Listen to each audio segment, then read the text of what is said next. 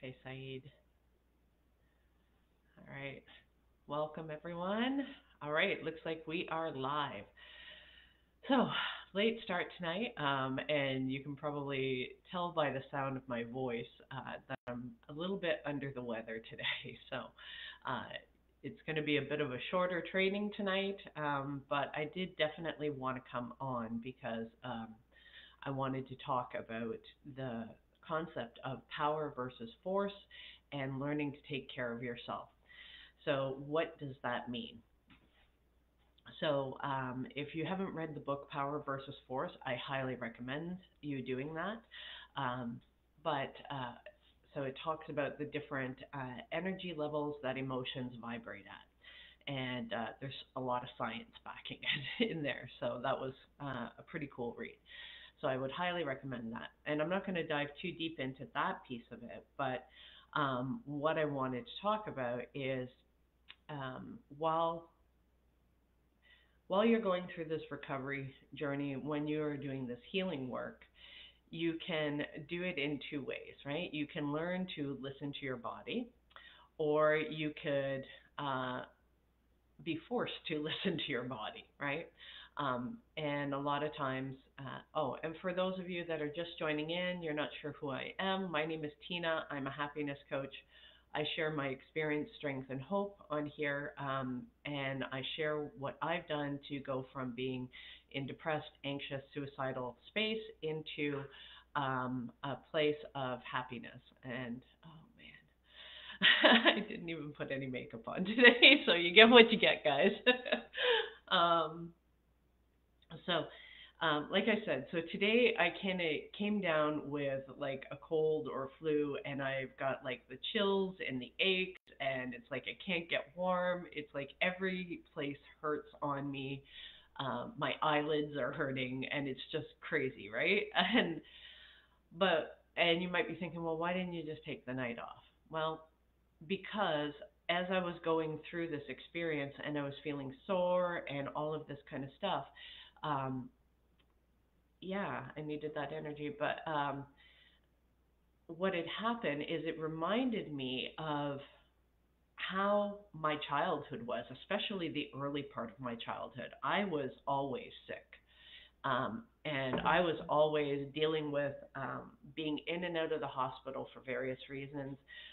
Some things were one off things, like I went to a friend's and ended up eating undercooked Kentucky Fried Chicken, and it gave me salmonella food poisoning, which I ended up in the hospital as a little child, maybe in grade one, grade two, and I was in a hospital room that was had like 10 beds and no other kids because it was contagious.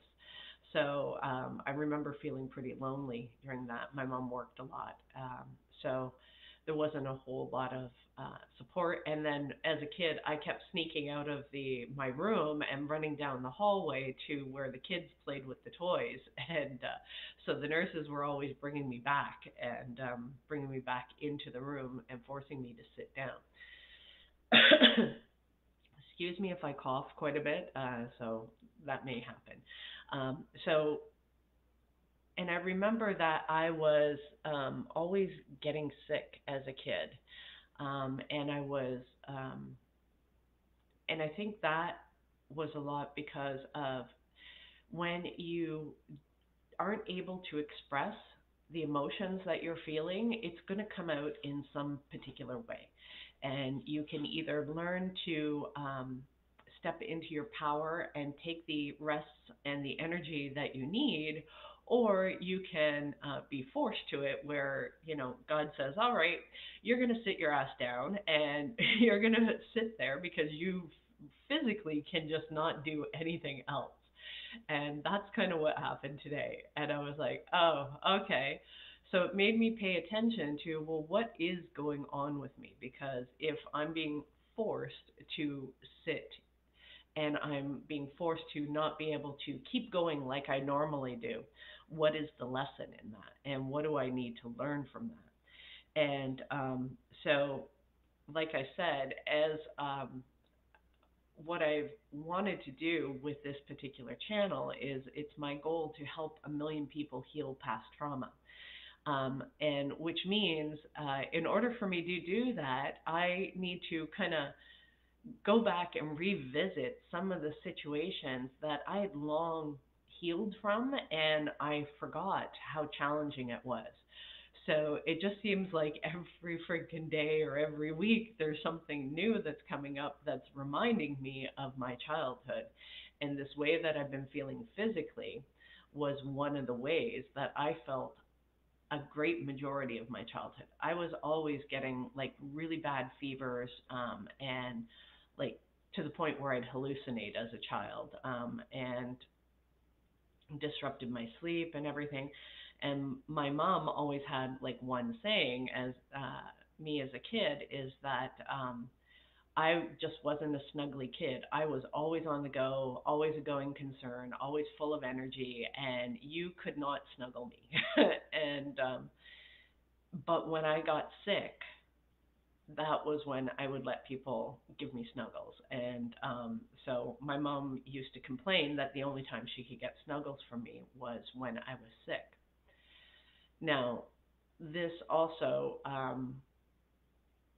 translates to like understanding, well, why was that the case, right? And I know for myself, it wasn't just because I was so full of energy and stuff like that. And this wasn't something that I really realized until much, much later, and I had done some recovery work, is um, part of the reason why I didn't want hugs and snuggles from my mom was because, first of all, it was so rare. It was far and few between, even with me being sick all the time as a kid, um, because she was working all the time.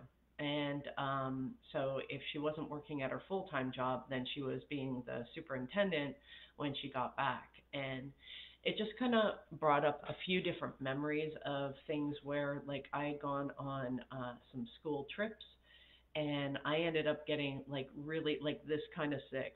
And the funny thing is I am one of those people. They don't look that sick. You still look pretty good. So people would think that I was faking it a lot. So I'd get in trouble for that. And but if I am down for the count, then it's because I am in a great deal of pain, right? And I have a pretty high tolerance level for pain. So going through this stuff, it kind of brought up those memories um, of those times where like I went on this trip and there was a bunch of people around. I was so excited to go on this trip, and it was like in this uh,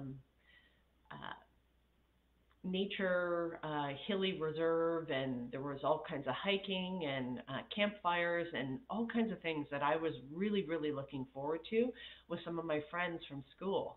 And when it ended up happening, it's like I through the middle of the night on the first night, because it was a sleepover too, and that was the first time ever being allowed to do that kind of stuff.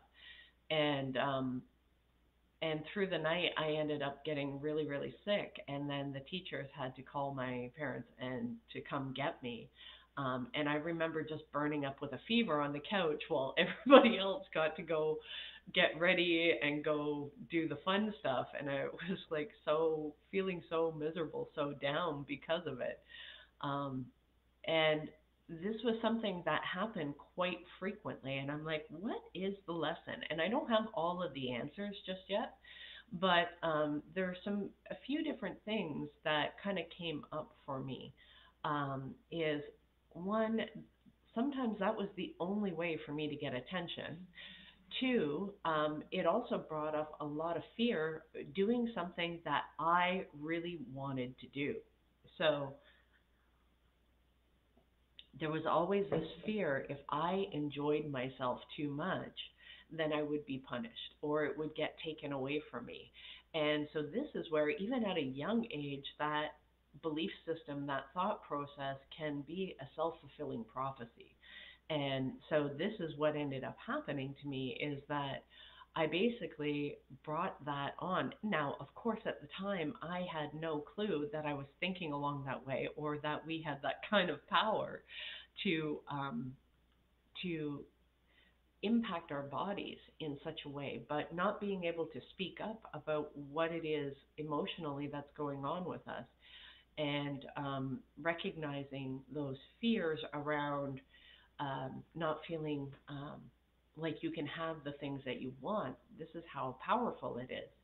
And it just kind of got me going back through, and a bunch of different memories kind of came up from my childhood of, um, especially, like I said, especially around those earlier years. And I remember there was two things that kind of came up.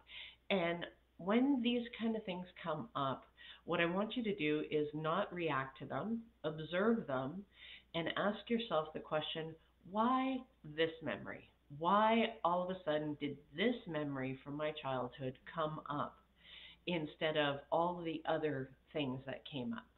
What is the lesson in that? And you may not know it right away, but what I want you to do is start to look at those kind of things, and what is the lesson that you're getting from it.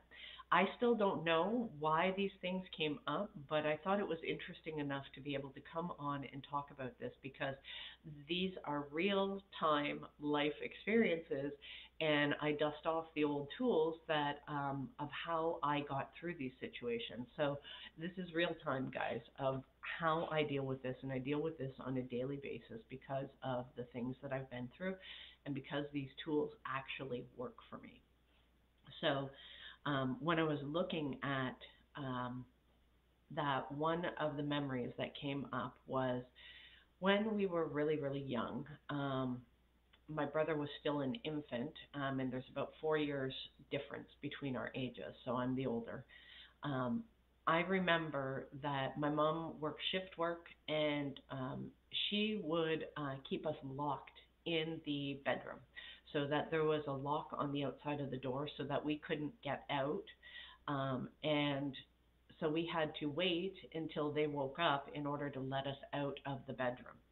And so it's funny that there's these little pieces that kind of come together. And over the last couple of days, I was talking about reading this book called by V.C. Andrews when I was around 16, 17, and it was called Flowers in the Attic. And I talked about how that book gave me nightmares.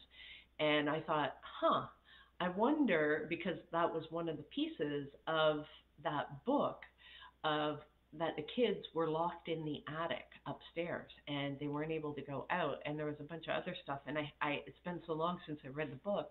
I'm going to have to really think about what it was that the book is about, because I've forgotten. All I remember from it is that I had some really, really bad nightmares, and it really impacted me.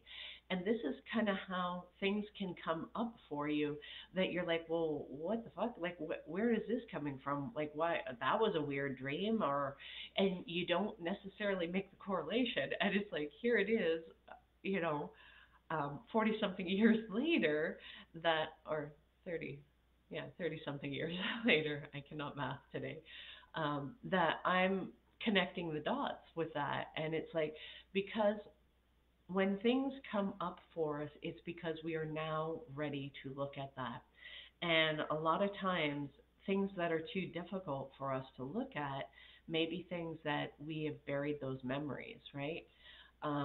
So be patient with yourself as you're going through this process. And if you find these things coming up for you, understanding what's going on behind that memory. What is happening today that is causing you to feel that same way you did from that memory? Okay? So, and it's no coincidence that the last week I've been talking about things of like feeling powerless, not feeling like good enough, and feeling like learning to take our power back, right? So, doing that has allowed me to kind of look at what's going on with me, observe it. Don't try to change it. Don't try to change your state. If you want, journal about it. But just observe, what is the lesson that is coming up from this memory. And so there was that memory, and the feelings that were associated with being locked in the bedroom and stuff like that. There was another memory as well where whenever I went out to big things, um, big events where there were a bunch of other people, I always ended up getting sick, or something ended up happening. So, for example, um, I used to go to Sunday school as a kid, and I would be put on a bus at around the same time. So, I don't think I was in school yet, maybe kindergarten, grade one. Um, so, fairly young, right? 4 or 5 years old.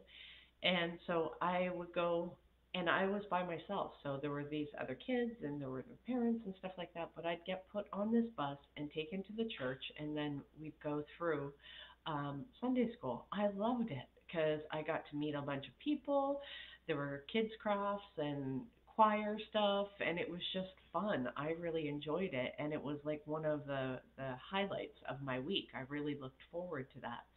And I had a friend there, and I believe her name was Lisa. And so this was one of the things that I loved it. Like see, when I was a kid, my mom didn't have time to do my hair. She didn't like, and most of the time it was cut short. So I never really learned any fancy ways to do my hair or anything else like that.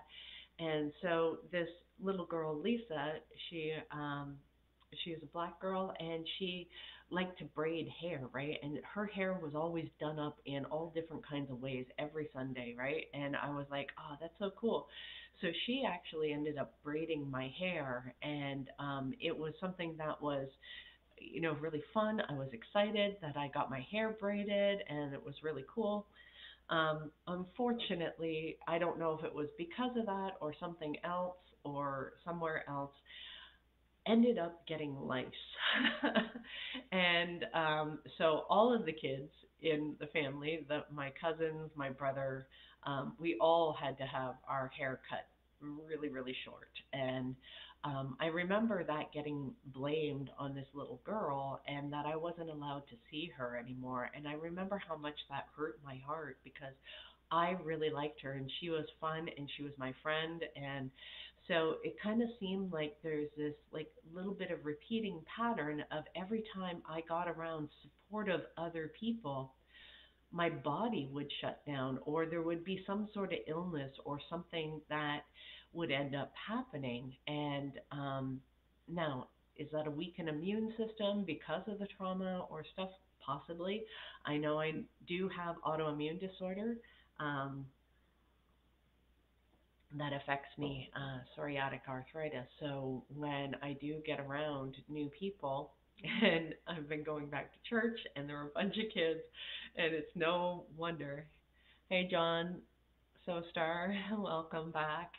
Um, it's no wonder that I picked up um, different illnesses or that I'm like kind of down for the count, right? Because first of all, I'm used to working from home, so I am very much in control of my environment and don't have exposure to a lot of different germs and stuff like that. So it's probably a good thing that I'm going through this, that as I ramp back up and summer's coming and stuff like that, that I'll be able to have a stronger immune system. So if I'm going through this right now, that's fine. It'll strengthen me in the long run. But just being in this state of like, man, it's like everything hurts. Like, I mean, how do your eyelids hurt? How like my elbows would hurt. Like I'm achy everywhere, and I hate that achy feeling, and the chills where I just feel like I can't get warm. So um, which I also know that it also means that I have a fever and I actually need to cool myself down, not heat myself up. So going through this has been interesting of paying attention to how I'm feeling and also paying attention to the fact that I wouldn't slow down, that I kept pushing. And here I am being forced to slow down. And I was like, oh, okay. So yesterday I was all gung ho and I had a bunch of energy and I was irritated and miserable and all of this stuff came up for me. And now it's like, no, it's like God says, no, you're going to sit your ass down because you're going too fast. You're not doing the things that I've been giving you warning signs and you're not listening. So now I'm going to force your ass to sit down because you're not listening. So we can do this the hard way or we can do it the easy way if you listen to the signs. And I've done this enough times the hard way. So you can learn from my mistakes. You can learn from my examples of not doing that because when I do get this sick, it does take me out for a couple of days. And the other thing that kind of came up too is it came up with I've also been talking about anniversaries. That sometimes you can have these emotions that come up or um, illnesses or different challenges that you start to experience that you can't quite put your finger on of like, why am I feeling this way? So March break was always one of those things for me, and also end of school year because I loved school so much. I hated being at home. I did not want to be at home. I loved the structure. I loved the support of school. I loved being around the other people, and that there were certain rules and regulations. They couldn't just fly off the handle like they could at home. They couldn't, shout and slam things and become violent at school without getting in a lot of trouble, whereas it was no holds barred at home, right? So um, having to be at home or spending any time at home always made me feel very sad. I was depressed. I didn't want to be around that. And it's funny, last year at this exact same time, I had two physical things that ended up coming up for me is I was actually away at a trip in Las Vegas. I was at GrowthCon with Grant Cardone, the 10X community.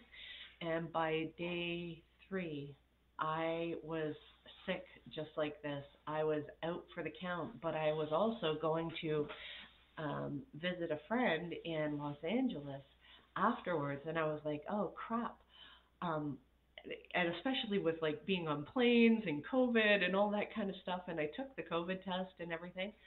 I had also had some perimenopausal symptoms as well, and I'm not going to get into a whole bunch of detail on that just because the mixed audience, and I'm sure guys don't want to know that. But so there were some challenges that I have been going through physically. So weakened my immune system, and also being around a greater number of people that ended up causing me to get really, really sick. Now I was smart, and I got extra sleep. I drank extra fluids, and I focused on drinking and eating healthy raw foods. So I ordered salad, I ordered like a tomato soup, and I ordered things that were very nourishing to the body. And so I made sure that I got additional sleep, gave myself the permission to rest, and by the next day, I was okay. I felt much, much better. And I thought that was very interesting that it was around last year at this exact time that I was going through the same thing. And now, this year again, at this exact same time, I'm going through the exact same thing. So I'm like, I haven't quite figured out the lesson from the pattern, but I've at least recognized the pattern. So when you're going through this healing journey, start to recognize the pattern, start to recognize, why did that memory come up? Why that one out of all the memories that could come up? What is the lesson? What is the emotional connection to what you're experiencing now compared to that memory that came up? And then extract the lesson from it, because there's wisdom in that, and this is where you're going to be able to do some deeper healing work. If you're not sure, then I would recommend journaling and just writing out what is the memory, um, detail things of bringing in your five senses. How did you feel at that time? What kind of sounds were around? What kind of Smells were around, taste, touch, all of those kind of things. Sight, sound, taste, touch. Yeah. So all five senses. And figure out what is the message that is coming up for you, because I can promise you there is a message that is coming up for you that you need to look at in order for you to be able to heal what is the challenge that's coming up for you. So, um, yeah, so that's why I wanted to come on and have a quick live. I will be going back to bed and getting some more sleep, some more rest. And I just had some nice peppermint tea to settle my tummy. I've got some cranberry juice and some water here, so lots of clear fluids, and going to rest and take care of myself because I was a dumbass and didn't listen and kept trying to pile more stuff on my plate instead of giving myself the break that I need. um, so you can either step into your power and take control over that, or you can be forced into the situation like my dumbass. So it's up to you how you want to do it. I recommend the latter and actually paying attention to the signs. And now that I've relearned this lesson, I'm sure I will pay attention a little bit closer in the future. So, guys, with that, thank you so much for coming on. If you jumped in a bit late, I will be uploading this on my YouTube channel, which is Coach Tina B 125. You can go check it out there. And every night I do come on between around 11. I think I might pull this back a little bit earlier to 10 p.m. Eastern Standard Time. That'll give me enough time that if I'm out watching the sunset at the beach, that I'll still be able to get back to the house and do the live um, uh, and not have it too late. And if I am a little bit late, it's not like scooching over to midnight or after midnight. So, guys, I hope you have a great night. We'll see you again tomorrow. And if you have any questions or any topics you would like me to cover, please let me know, and I'd be happy to do up a training on that. Okay? Thanks, guys. Have a great night. Bye.